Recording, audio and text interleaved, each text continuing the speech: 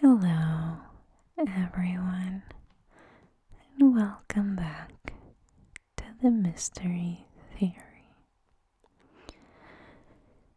Recently, the case of Cindy Hack was requested as an unsolved mystery. And today, in a soft spoken voice, I'm going to tell you her story. Before I do that, I want to ask you to please subscribe if you're not for more true crime ASMR videos. Also, if you don't mind taking a second and leaving a comment down below, it can say hi, share about this case, share about yourself, leave an emoji, whatever you think you want to share with me. That way, with the engagement, it helps my channel to be shared with more people around that are looking for true crime ASMR. Cindy Hawk was a blonde and gorgeous 19-year-old. And she had this boyfriend, Dr. Roy Makepeace. He was a psychiatrist who was 37, so 18 years her senior. She met him while working as a nurse in a facility for emotionally troubled children in Vancouver, Canada. Dr. Roy was a ladies' man, and he would have many nurses friends. He was popular among the nurses, but when he started a relationship with Cindy, they seemed very happy together. They got married despite Cindy's family and friends being surprised by her decision. They got married, and they were married for 25 years. But it kind of all ended in the year 1982. They were in good terms. They would even go on a date every once in a while. But 1982, by the way, the year I was born, she started seeing like dark signs, like a big storm coming her way. For the most part of the year, it was okay. But on October 12th, Cindy called the police to report that she was receiving threatening phone calls. She would complain about this prowler. Apparently, a rock thrown through a kitchen window. She even found once her pillows being slashed. Apparently, she had a stalker, and he had been inside her house. But who would be targeting her? She was recently divorced, but she would tell police that her divorce was amicable and that they had a good relationship. Besides, Roy was the one who asked her to call the police, so she was sure it wasn't Roy. But the police wasn't so sure about it. So Cindy installed deadbolts on her door. And even one of the officers was the one who offered to do it for her. Apparently, this officer, Officer McBride, was not doing that from the kindness of his heart. Yeah, I had a similar thing happening to me with the Utah Highway Patrol. It was a thing for another video. But apparently this guy, Officer McBride, was attracted to striking this beauty. And he kind of acted on it pretty soon after. Now this is weird. By the end of October, they were living together.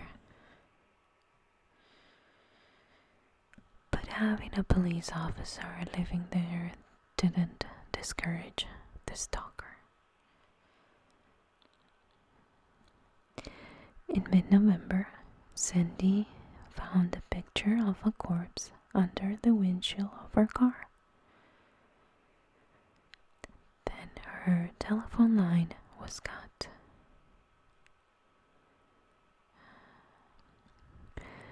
Eventually, McBride, who is now the boyfriend, found Roy McBee's, the ex-husband, in the alleyway behind Cindy's house. He was carrying a rifle with a handgun stashed in his waistband. He said that he was there to protect his ex-wife.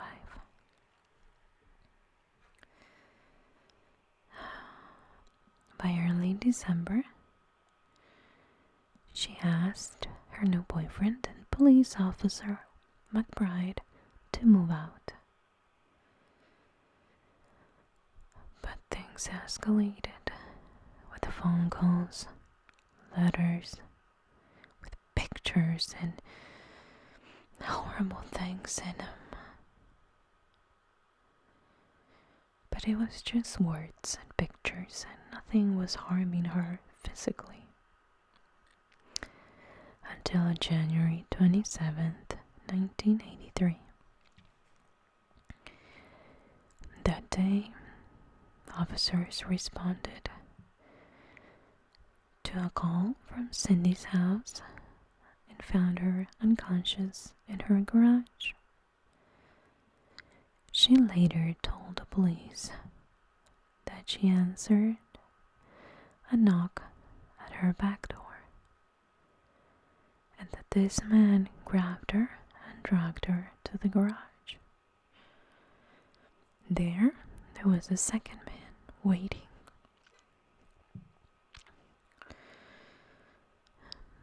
They slashed her with a knife and knotted a black stocking around her neck.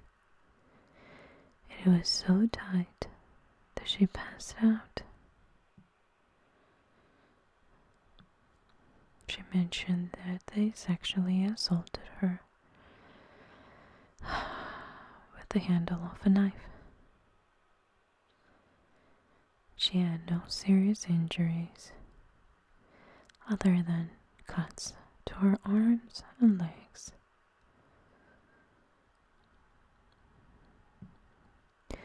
Shortly after, she moved out of that house and accepted Roy's offer to move into the home they shared before. Roy was living somewhere else, but despite him looking so generous, Roy was the #1 suspect on the police radar. Police also believed that Cindy knew more than she was saying and asked her to take a polygraph. She agreed and failed. After that, she admitted that she did know the identity of one of her attackers. She refused to name him. She said that she feared her family would be in danger if she did. Now, in the spring of 1983, Cindy made another move. Third one.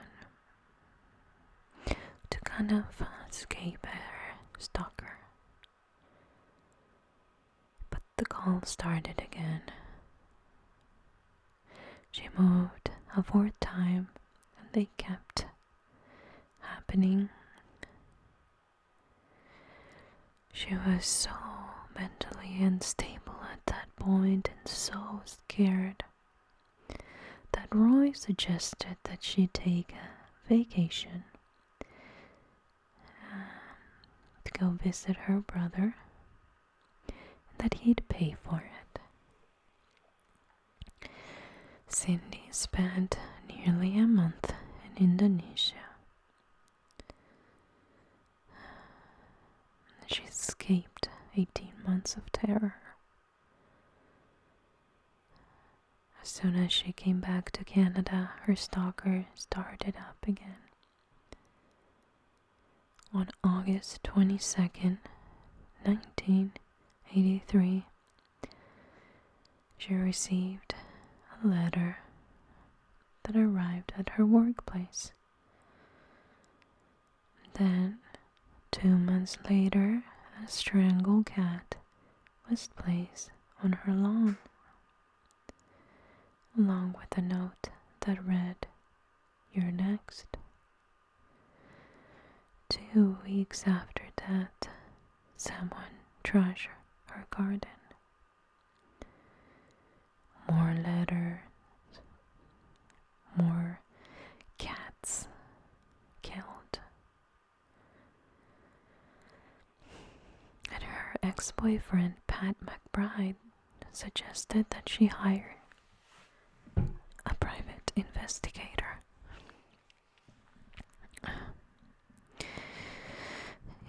Both for her protection and to find out who was behind this. And recommended his friend Ozzy Caban. He brought her some peace over Christmas. But then, around 6, on the evening of January 30th, 1984, the PI received a desperate call from Cindy. She said she was being attacked in her home. He raced over to her residence, got there 15 minutes later. The door was locked, but he forced it open. She was laying on the floor, and a paring knife driven straight through her left hand, which reminds me of a Netflix show that I thought it was so weird that that happened, but I guess when I read this, I guess it's I don't know, maybe she was defending herself. Then they found a black stocking knotted tightly around her neck. She was struck on the head. There was a needle mark on her right arm, though she had no drugs in her system. She was still alive, and she insisted that she couldn't remember what happened. Police knew she was hiding something. Roy Makepeace, her ex-husband, remained at the top of their list. Cindy eventually admitted that her marriage with Roy was not as perfect as she'd suggested in the past. That he threatened her often, physically abused her. So he was brought in for questioning. 6 hours later, nothing. He insisted he would never hurt Cindy. He suggested that she might have angered an organized crime family. Maybe she met these people through work with one of those traumatized kids. But they really didn't follow through that. Instead, they put Cindy through another polygraph and she passed. The harassment continued. Cut phone wires, broken windows, murder cats. Someone broke in while Cindy was at work once and inflicted a beating on her little dog Heidi.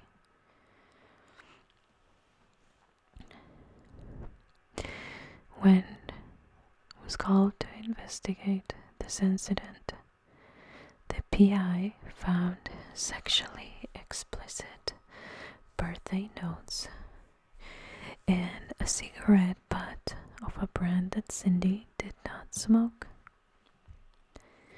At around 8:30 p.m. on July 3rd, 1984, Cindy called the PI and told him she was taking her dog for a walk in Dunbar Park. 3.5 hours later, a resident in the area got a knock on his door and found Cindy collapse on his porch.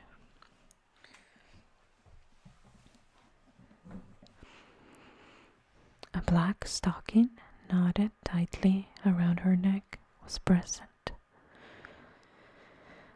She later told the police that a green van had stopped beside her and a bearded man at the wheel and a blonde woman as a passenger brought her in.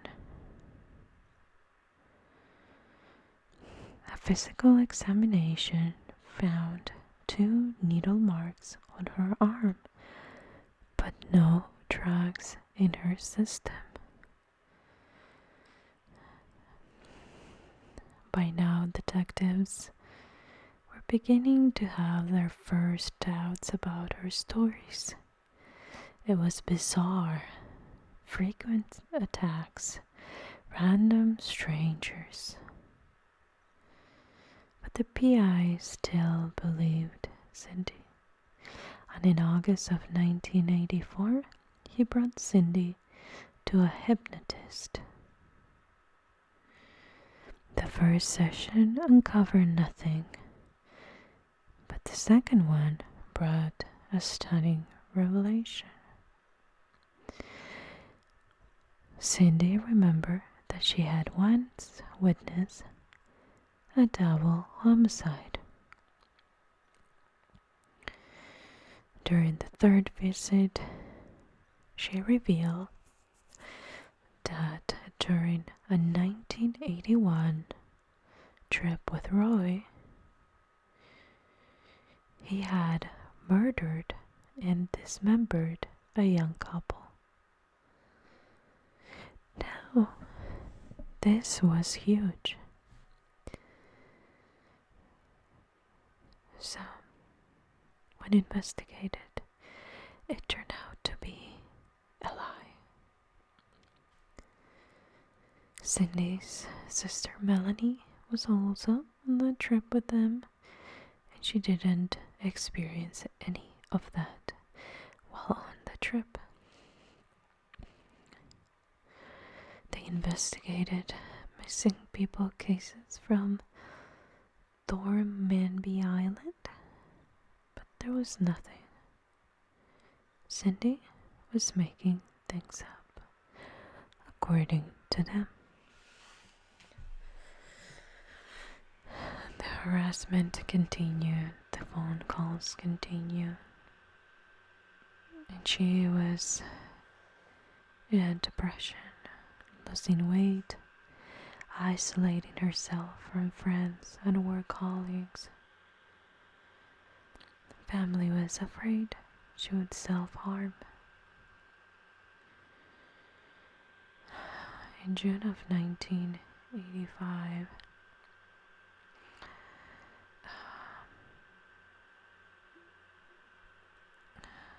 let me see where I left. She swallowed a handful of pills. She was taken to the hospital for a week and released with the understanding that she would stay with family. But she returned home, and the stalking continued. The phone line was cut. She found a cosmetic case on her porch, and it had rotting meat inside. Then the stalker set something on fire. More than once. But police found no evidence of a break-in, and they believed that she was the one that started the fires.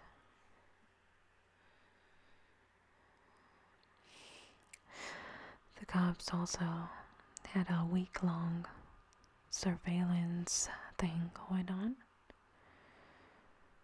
and nothing happened during that week.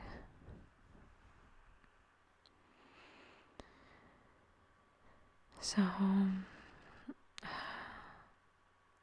according to the phone company records, Cindy had made herself. Now detectives were sure that she was faking this whole thing. So they passed his files to a colleague, Carol Halliday, and asked for her opinion. She said that she believed that Cindy was staging the incidents herself. But then there was another incident. On December 11, 1985, Cindy Hack took a lunch break from work and never came back. She was found hours later wandering on the University of British Columbia. She had no shoes or coat in the middle of the winter. A black stocking was knotted around her throat, and there was a needle mark on her arm. Incoherent and very confused, she couldn't remember what happened. So police confront Cindy. She was informed that they believed that she was faking it and that she would face criminal prosecution if she persisted. She was advised that she needed to see a psychiatrist. She said she wouldn't do it. In April of 1986, she reported another arson attack, blaming her ex-husband. But he was in a conference in South Africa, so it couldn't have been him. The latest incident saw Cindy evicted from her home and forced to take a 6-month leave of absence from work. She was depressed and suicidal. But even her therapist believed that she was faking it and recommended committing her to St. Paul's Hospital. There, psychologists agreed that everything that had happened to Cindy, the attacks, the apparent attempts on her life, were all a figment of her imagination. It was psychotic behavior.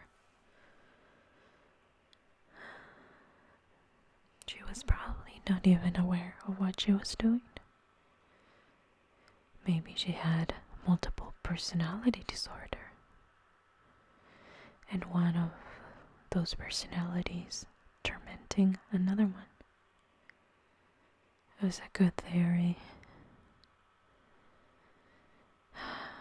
But Cindy ended up dead. On July 15, 1986, she was released from the psych unit. Oh my gosh. And she remained under the outpatient supervision and showed improvement under this new doctor's care. By September, she had changed her name and now went by Cindy James. She even bought a house in Richmond, Vancouver, and she had no harassment from her tormentors. But in November, she was fired from her job for poor work performance. Now Cindy loved her job, loved working with children, but she found another job.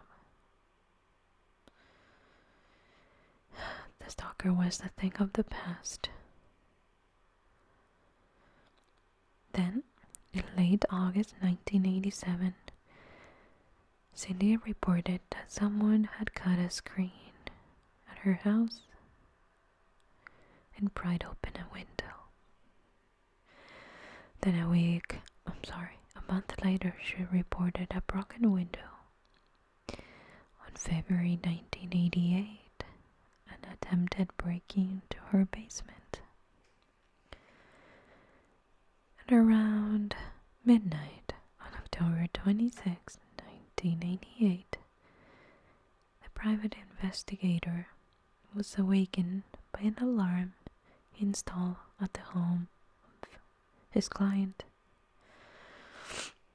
and found Cindy hiding in her garage when he went there. She was partly nude, with a black stocking knotted around her neck, her hands and feet bound behind her back with another stocking. She said that she'd been ambushed while getting out of the car. the police, by now familiar with this incident, believed that this was another hoax. On May 26, 1989, Cindy began a week-long vacation from her job. She was in good spirits, running a number of errands, buying gifts for a friend's upcoming birthday. She was going to get some kind of a spa day. She invited friends around to play bridge that night, but when they arrived, they found the place locked and dark. When they left, they found Cindy's car parked in front of a Safeway, a few blocks from her house. They stopped to investigate and they noticed blood on the driver's side. They immediately called the police.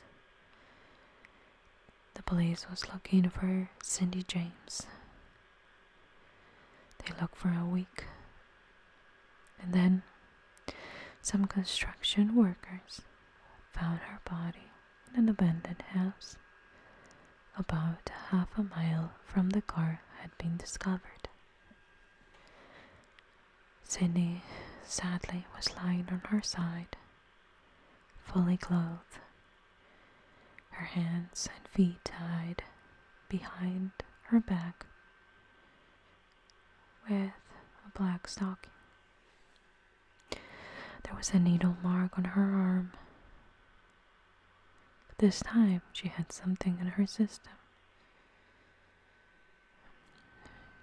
According to the autopsy, she died of a morphine overdose and other drugs. This was a brutal homicide.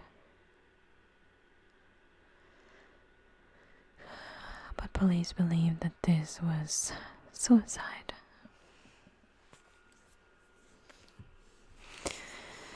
After everything that happened, a lot of people stood behind the police idea.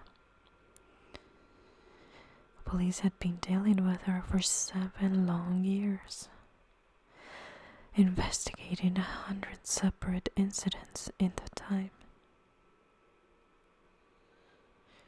They also had several psychiatrists backing up their theory that she staged everything.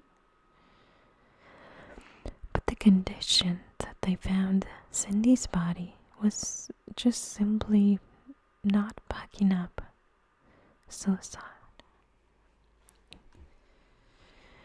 It is impossible to tie one's own hands and feet behind one's back. Aside from that, there was Cindy's demeanor on the day she died. If she really planned to commit suicide, would you really go for a makeover before that? Would they have, bought a gift for an upcoming birthday? Why would she invite friends over that night to play? In my opinion, Cindy James couldn't have done this by herself. And although she could have been in it, somebody else must have helped her. The Vancouver coroner seemed to share that interesting thought, and he refused to call the death as suicide. But he didn't say that this was a murder. Cindy's death was recorded under vague term unknown event. And even today we still don't know what happened to her. If she really was stalked. If she really was murdered. And who did this and why? Now I've heard this case in other channels where they share the basics or most important facts about this case.